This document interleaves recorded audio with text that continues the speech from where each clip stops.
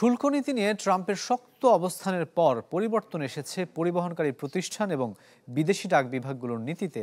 D মিনিমিস আইনে $800 নিচের চালানে শুল্ক ছাড় থাকলেও এবার তা মানা হচ্ছে না। ফলে পণ্য পরিবহন সাময়িকভাবে বন্ধ রেখেছে বেশিরভাগ প্রতিষ্ঠান।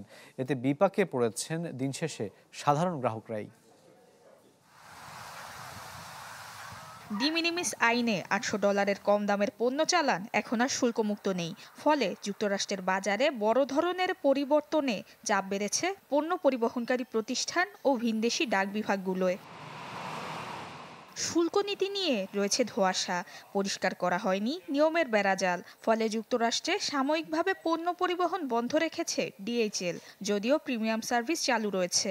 নরওয়ের পোস্টেনব্রিং, সুইডিশ এবং ড্যানিশ প্রতিষ্ঠান পোস্টনর্ড নতুন নীতি পুরোপুরি বোঝা পর্যন্ত পণ্য পরিবহন বন্ধ রাখবে।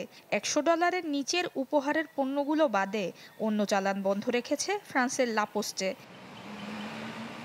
একই পথে হেঁটেছে অস্ট্রিয়ান পোস্ট, তবে চালু রয়েছে প্রিমিয়াম পোস্ট এক্সপ্রেস ইন্টারন্যাশনাল।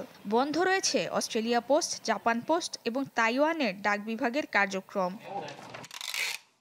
পণ্য পরিবহন বন্ধের নেতিবাচক প্রভাবের আশঙ্কা রয়েছে বিদেশি পণ্যে নির্ভরকারী মার্কিন ব্যবসায়ীগুলো।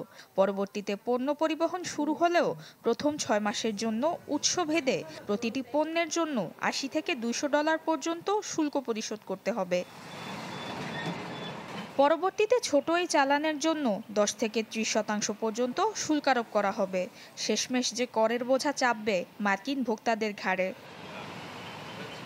নুসরাত মৌমি, চ্যানেল 24। বসুন্ধরা ডায়াপেন্ট এখন আরো উন্নত। এই hot air through top sheet দ্রুত শোষণ করে সোনামণিকে দেয় কোমল অনুভূতি।